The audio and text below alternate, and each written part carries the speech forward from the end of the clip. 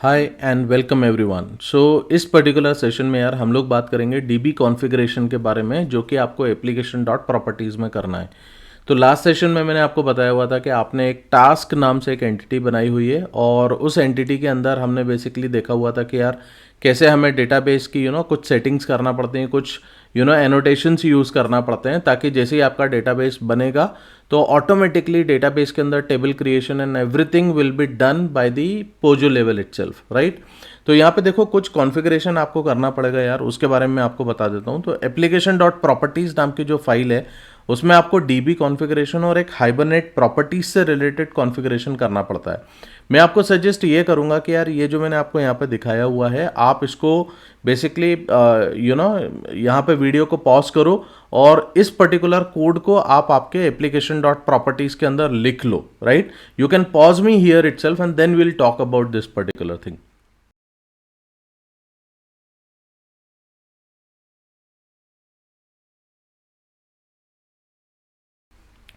आई hope आप लोगों ने यहाँ पे मेरे को पॉज किया होगा और ये पर्टिकुलर कोड आपने लिखा होगा। चलो अब इसके बारे में अपन समझ लेते हैं, then I will explain this particular thing and थोड़ा सा मैं आपको मैजिक दिखाता हूँ इस पर किस तरीके से काम होता है।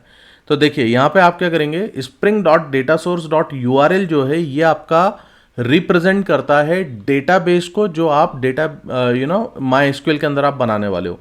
तो ये एक लोकेशन है जहां पे आपके पास में आपका डेटाबेस रखा होगा। सो टास्क मैनेजर डीबी नाम से हमारे पास में डेटाबेस बनना चाहिए।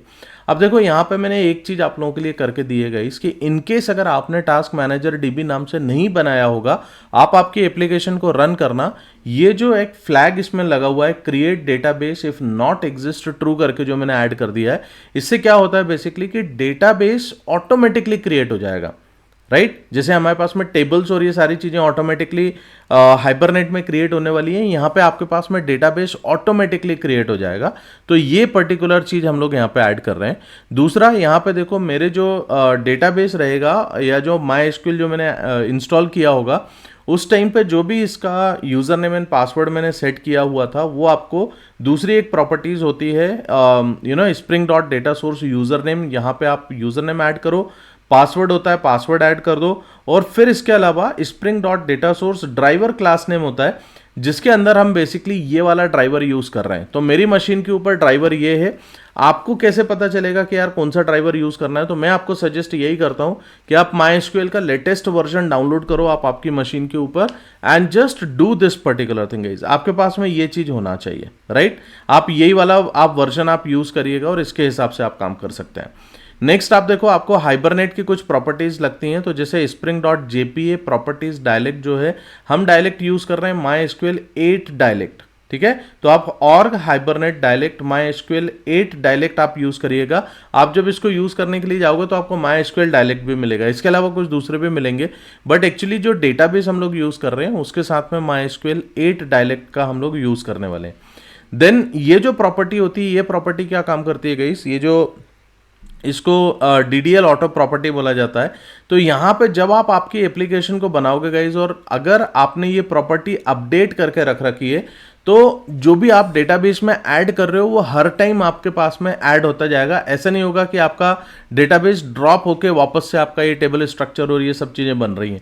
अगर आपने ये चीज़ ऐड नहीं करी ना, तो ये यहाँ पे अगर क्रिएट हुआ, तो क्रिएट के केस में जितनी बार आपकी एप्लीकेशन चलेगी, हर बार आपकी टेबल्स के अंदर सिर्फ एक रिकॉर्ड दिखेगा। ये क्या करता है, क्रिएट वाला फ्लैग यहाँ पे, कि ये डेटाबेस की टेबल्स को ड्रॉप करता है एंड वापस से रिक्रिएट करके आपके पास में एक रिकॉर्ड इसमें ऐड कर देगा। शो एसक्यूएल क्या करेगा, जो भी हमारे पास में एसक्यूएल चल रही गई उस टाइम पे हम वो बेसिकली कंसोल पे देख सकते हैं कि हमारे पास कौन सी एसक्यूएल रन हुई है, तो इसको ट्रू करके रखा जाता है।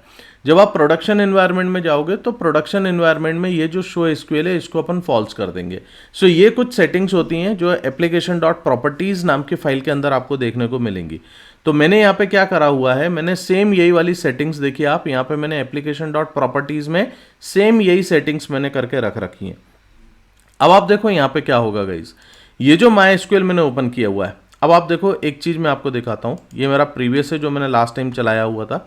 देखिए आपको यहाँ पे एक चीज़ बताता हूँ मैं। आप यहाँ पे हेल्प पे जाना और अबाउट वर्क बेंच करना, तो आपको यहाँ पे आपका जो वर्जन है वो आपको मिल जाएगा 8.0।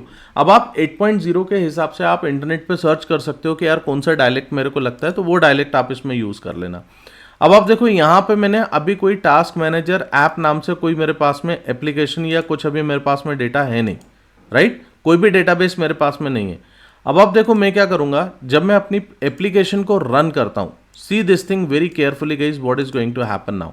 ओके, मैंने इसको स्टॉप किया एंड रीरन किया मैंने इसको। नाउ सी,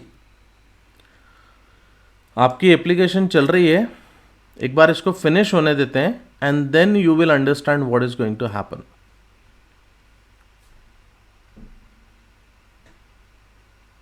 ओके, अब देखो एक चीज समझ में आएगी तुमको, वो जो शो एसक्यूएल वाला मेरा था ना फ्लैग, उसकी वजह से एक टेबल क्रिएट हुई है, ये आपको पीछे समझ में आ रहा है।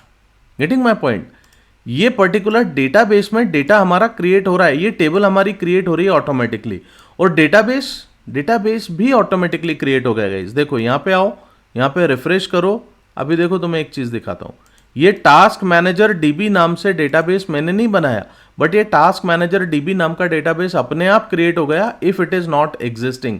उसके अंदर देखो टास्क नाम की हमारे पास में टेबल आ गई, टास्क पे आप क्लिक करोगे तो जो सारे फील्ड्स आपने वहां पे बना के रख रखे हुए हैं गाइस, सेम वही फील्ड्स आपके पास में यहां पर भी बन रहे हैं। Are you getting? सो आप देखो आपको डेटाबेस नहीं बनाना पड़ा, and real time project development में हम इसी तरीके से काम करते हैं। सो आई होप गाइज आप लोगों को ये पर्टिकुलर सेशन भी समझ में आया होगा कि यार एप्लीकेशन डॉट प्रॉपर्टीज के अंदर ये प्रॉपर्टीज की कितनी इंपॉर्टेंस है, right. So just keep learning in this particular way guys. आगे हम और कुछ जो भी इसमें कॉन्फ़िगरेशंस आएंगे वो कॉन्फ़िगरेशंस मैं आपको रन टाइम पे बाद में बताऊंगा, but this is how you will be basically working on this thing.